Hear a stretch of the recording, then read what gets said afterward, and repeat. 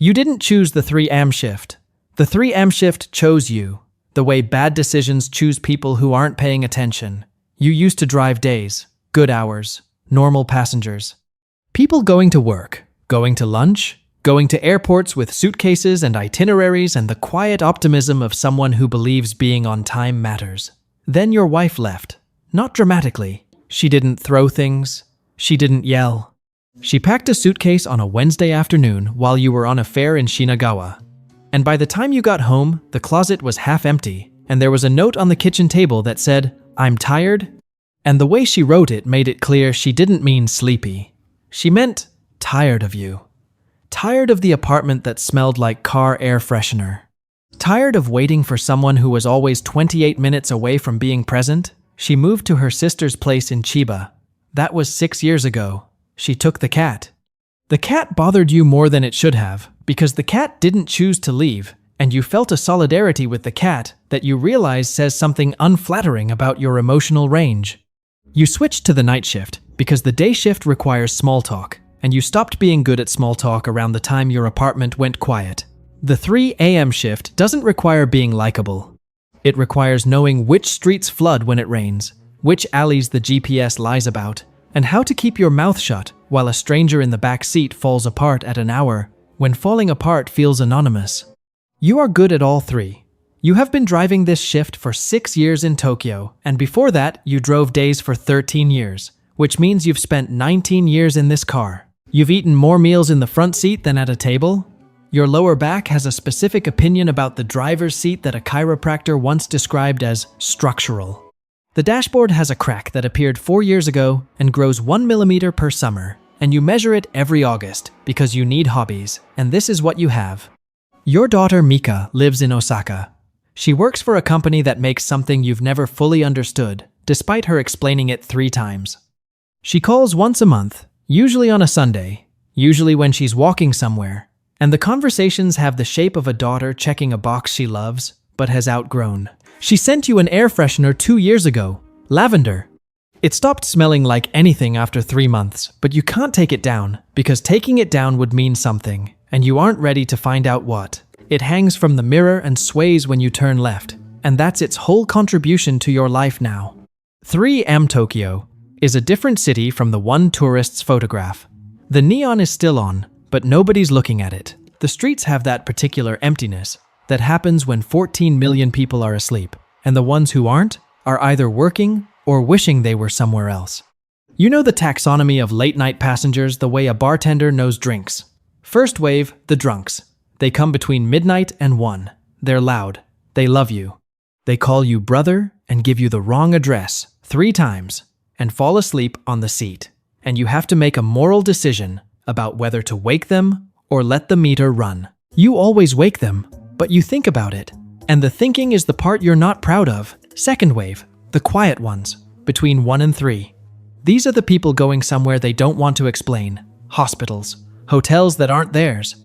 Apartments they moved out of 6 months ago, but still drive past, because closure is a word therapists invented, and real people just orbit.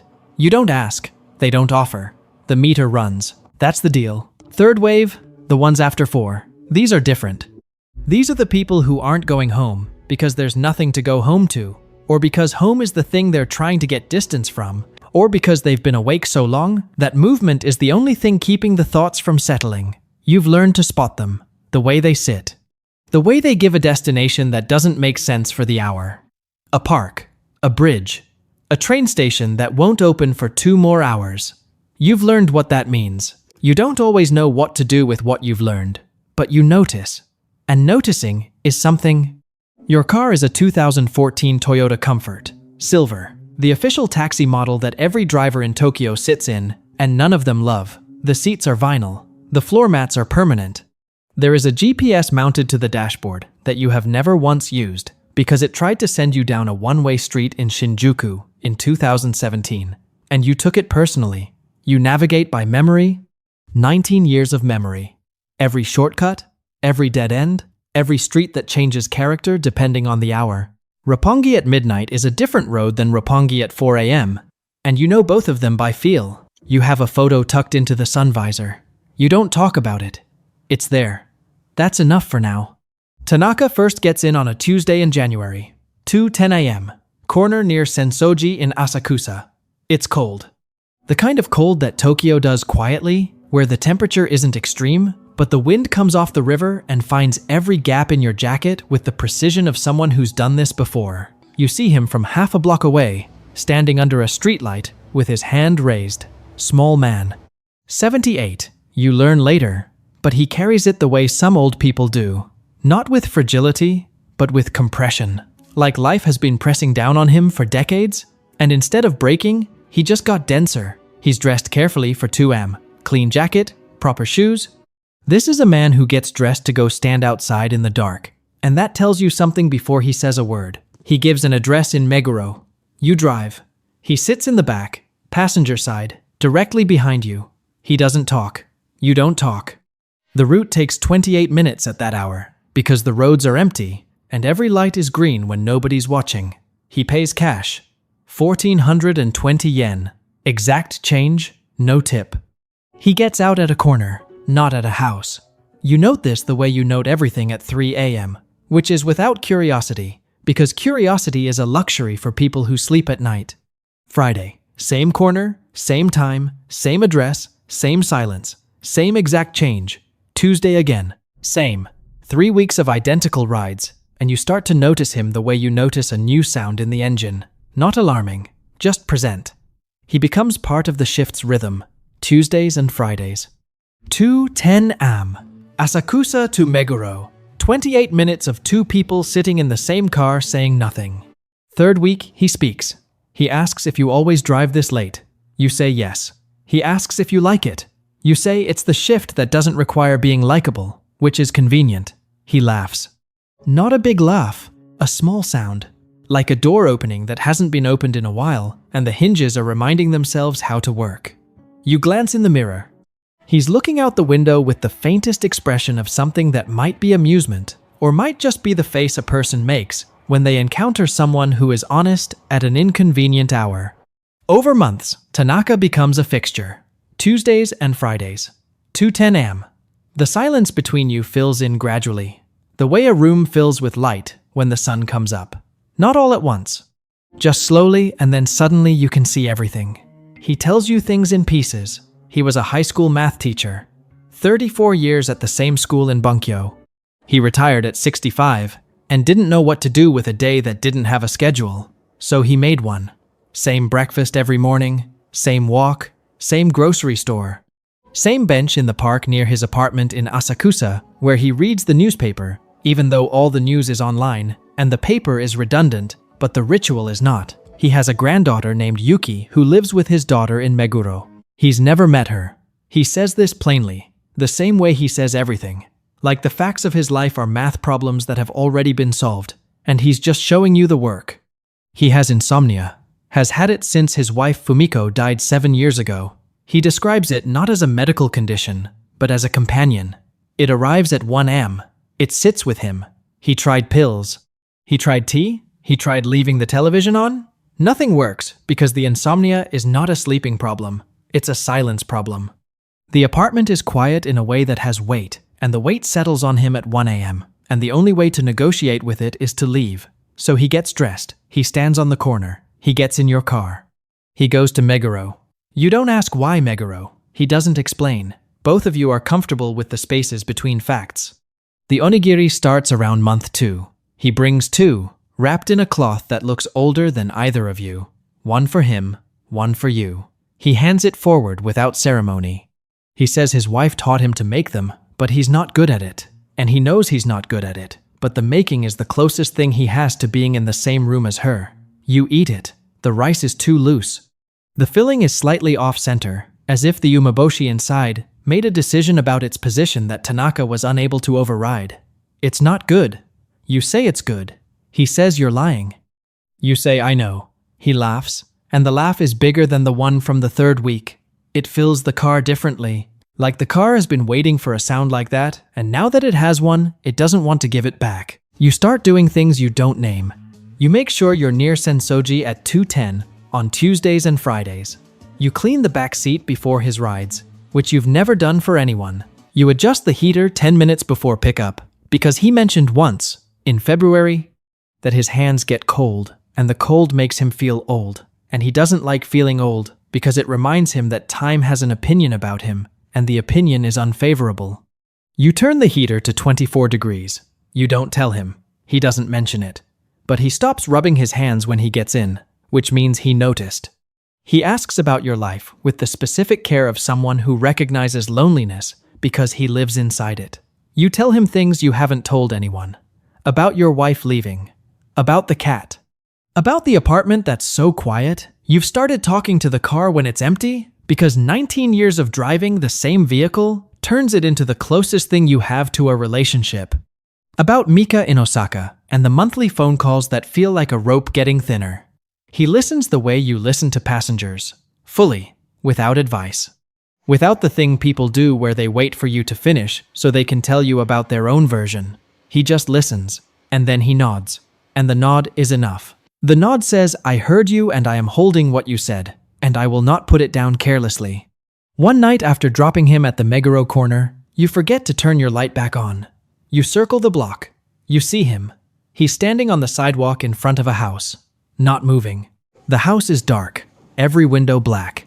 He's holding his bag with both hands, the way he always does, like it contains something fragile.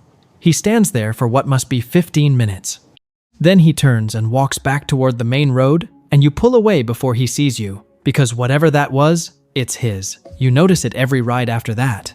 You drop him at the corner and check the mirror, and he's always walking toward that same house. And he always stops at the same point on the sidewalk, close enough to see the front door, but far enough that he could turn and leave without being noticed. And he never goes to the door. Not once. You don't ask. Some things passengers carry are not for you to unpack. You just drive. That's the job.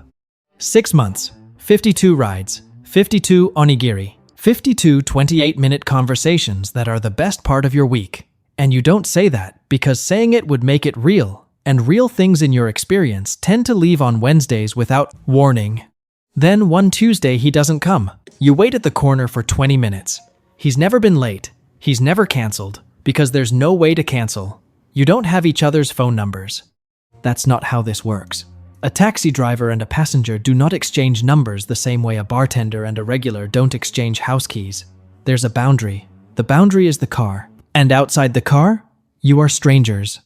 You drive the route empty. Asakusa to Meguro, 28 minutes. The back seat isn't empty. It's wrong. There's a difference. An empty seat has never been sat in. A wrong seat should be sat in and isn't. The heater is on. 24 degrees. For no one. Friday. Nothing. The next Tuesday. Nothing. 3 weeks of 210M corners with no one standing under the streetlight. The car gets quieter. Which shouldn't be possible because it was already quiet, but silence has layers and you've dropped into a new one. You still adjust the heater at 2. You still clean the back seat. Habits don't know when to stop. They just keep running like a meter with no passenger. Weeks later, you get a fare to Meguro. Different passenger. Different conversation. But the route passes that street. You turn onto it out of habit, or something worse than habit, and you see the house. There's a small shrine by the front door. Fresh flowers. A framed photograph. White cloth. You know what that is. You've driven past enough of them. You drop your fare. You come back. You walk to the shrine. The photograph is Tanaka, standing somewhere bright, squinting slightly, looking like a man who was asked to smile, and did his best, but his best was a straight line with effort behind it. You stand there for a while. You don't know what to do at a shrine for a man you only knew in a car between 2:10 and 2:38 a.m. There's no protocol for this. A neighbor sees you looking. She tells you. He passed in his sleep about a month ago. She says it peacefully, which is the word people use when someone dies without making a scene, as if the quality of a death is measured by how little it inconvenienced the living. She says his daughter lives in the house. She says the daughter found letters. You leave. You go back to the car. You sit in it for a long time. The air freshener from Mika sways once and stops. You come back 1 week later. You don't plan to. You just end up on that street at 3 a.m. The way you end up on every street at 3 a.m., which is because this city is your living room, and the rooms rearrange themselves at night. You park, you walk to the door, you knock before you can talk yourself out of it. A woman in her 40s answers. She has his eyes, not the color, the way they hold a question without asking it. You say, I was his taxi driver. She looks at you for a moment that lasts longer than moments usually do. Then she says, I know who you are. She says, come in. The kitchen is small and warm, and there's a teapot on the table that's still hot, which means she was already sitting here before you knocked. Which means she sits in this kitchen in the middle of the night, the same way her father sat in your car in the middle of the night. Insomnia is hereditary, or maybe just loneliness is. She tells you her name is Harumi. She tells you about the falling out 12 years ago. After her mother Fumiko died, Tanaka wanted the funeral one way, she wanted it another. It became the fight that absorbed every fight they'd been avoiding for 30 years. She said something she meant. He said something worse that he didn't mean. She told him not to come back until he could apologize. He couldn't apologize, not because he wasn't sorry. She knows he was sorry. But he was from a generation of men who were taught that strength meant stillness, and silence meant dignity, and apologizing meant admitting the stillness was a lie. He couldn't knock on her door during daylight, because daylight is when apologies happen, and he never found one good enough. So he came at night, when she was sleeping, when all he had to do was stand on the sidewalk and be near her. That was the maximum his pride and his grief would allow. 1,420 yen each way. Twice a week. For over a year. He spent more money standing outside her house than most people spend on rent, and he never once touched the gate. She gets up. She opens a kitchen drawer. Inside are dozens of envelopes, hand-addressed, her name, postmarked every Tuesday and Friday. She says he mailed them after every visit. Every time he stood outside, he walked to the post box on her corner and dropped a letter. She received every one. She never opened them while he was alive. She stacked them in this drawer and told herself she'd open them when she was ready. And she was never ready, because opening them meant admitting he was trying, and she was not. She started opening them after he died. She opened one, then another. Then she didn't stop. She picks one up. She reads a section to you. His handwriting, small and precise. A math teacher's handwriting. I stood outside the house again tonight. Your light was off by 2:20, which is earlier than last week. I hope you are sleeping well. I brought onigiri, but there is nobody to give it to, so I gave it to the driver. He has been driving the 3 a.m. shift for a long time, and I think he is lonely in the way that I am lonely, which is the kind that has become so familiar. It feels like a room you've furnished, and you don't want to redecorate, because the loneliness at least matches the curtains. He eats the onigiri, even though we both know they are not good. Fumiko would be ashamed. But he understands that the making is the point, and not the taste, and that is a rare thing to understand. You are in the letters, all of them, not as the subject, as a detail. A recurring background character in a story about a man who could not knock on a door. He describes the way you adjust the heater before he gets in. He describes the way you talk about Mika with a voice that shifts without you noticing. He describes the crack in your dashboard and how you measured it once in August and told him it had grown. And he thought about how strange it is that a man would measure a crack every year and how he understood it completely. Because measuring is what people do when they cannot fix something but need to acknowledge it is still there. Harumi slides an envelope across the table. It's separate from the others. On the outside, in Tanaka's handwriting, it says, "For the taxi driver, in case he comes." She says she hasn't opened it. She was waiting. You open it. The letter is short. I am sorry I cannot say goodbye properly. I was not good at goodbyes for the same reason I was not good at apologies, which is that I was taught to be a certain kind of man by men who believed silence was strength, and I learned too late that it is not. I do not know your name. I never asked, because asking would have changed what we had into something else, and what we had was already the best part of my week, and I did not want to risk it. Thank you for the rides. Thank you for eating the onigiri. I know they were bad. Fumiko would have made you something proper, and been embarrassed that I tried. Thank you for talking to me about your daughter, even though talking about her hurts you in a way you think you hide. You do not hide it. I see it every time. Please keep driving. The 3 a.m. people need someone who listens the way you listen, which is all the way to the end, without trying to fix anything. That is rarer than you think. And please, if you are able to do one thing for me, call your daughter. Not on Sunday when she expects it. on a Tuesday, for no reason. Just to hear her voice on a day she is not prepared for you and therefore has to be herself. I never did this with Harumi. I wrote letters instead. I stood on sidewalks instead. I made onigiri and gave it to a taxi driver instead. Do not make instead your verb. It is mine. It does not need to be yours. You sit at the table for a while. Harumi sits across from you. Two strangers in a kitchen at 3 am connected by a man who could not knock on a door. You fold the letter and put it in your jacket pocket. She does not ask you to leave. You do not ask to stay. You drink tea.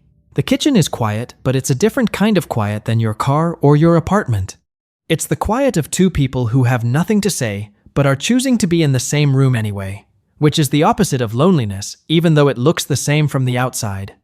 You drive that night, 2:10 a.m. The corner in Asakusa is empty. You drive the route anyway. Asakusa to Meguro. 28 minutes. The heater is on. 24 degrees. You reach for the dial. You turn it down. Then you turn it back up, then down. You leave it off. The car is cold. The back seat is empty in the wrong way. The meter runs because the meter doesn't know the difference between a fare and a memory, and neither do you on nights like this. You get another fare at 3:15. A young woman going to Adachi. She's quiet. She sits passenger side, directly behind you. She doesn't talk. You drive. The meter runs. The city moves. The air freshener from Mika sways when you turn left. It doesn't smell like anything. It hasn't smelled like anything in 2 years. You should take it down. You should call her. Not Sunday. Tuesday. For no reason. Just to hear her voice on a day she isn't expecting you. You should do a lot of things. You should have asked his name. You didn't, and he didn't ask yours. And now, his corner is just a corner, and his seat is just a seat. And somewhere in Meguro, a woman is reading letters from a man who came to her door twice a week for a year and stood on her sidewalk in the dark and never knocked. And somewhere in Asakusa, there is a streetlight that still turns on at 2 a.m. for no one. And in your car, there is a seat where a man used to sit and write things he could not say out loud, and hand you food that was never meant for you, but fed you anyway. Tokyo at 3 a.m. does not stop for one empty back seat. It sends the next passenger and the next. The meter runs. The lights change. 14 million people in 14 million private silences, and the city holds every single one of them without asking what they mean. You make it to the end of the shift. You park at the depot. You turn off the engine. The car ticks as it cools. You sit in the quiet. You take out your phone. You open your contacts. You scroll to Mika's name. It's Tuesday. Your thumb hovers over the call button for a long time. You don't know what 6 years of 3 AM shifts have turned you into. You don't know if you can still have a conversation without a meter running. You don't know if she'll pick up or if she'll sound tired in the way your wife sounded tired. The kind that means tired of you. You don't know any of it. But Tanaka stood on a sidewalk for a year and never knocked. You press call. It rings. Once, twice, 3 times. You almost hang up, because hanging up is easier and easier is the road you know. She picks up. She says, "Dad?" She sounds confused. She sounds awake. She says, "Is everything okay?" You say yes. "Everything is okay. I just wanted to hear your voice." She is quiet for a moment. Then she says, "It's Tuesday." You say, "I know." She says, "You never call on Tuesdays." You say, "I know. I'm trying something new." She laughs. Not a big laugh. A small one. Like a door opening that hasn't been opened in a while. You sit in the parked car in the depot holding the phone to your ear, and your daughter's laugh fills the front seat the way Tanaka's laugh used to fill the back. And for the first time in 6 years, the car doesn't feel empty. It still doesn't feel full. But it's closer. And closer is enough for a Tuesday. And Tuesday is enough for now.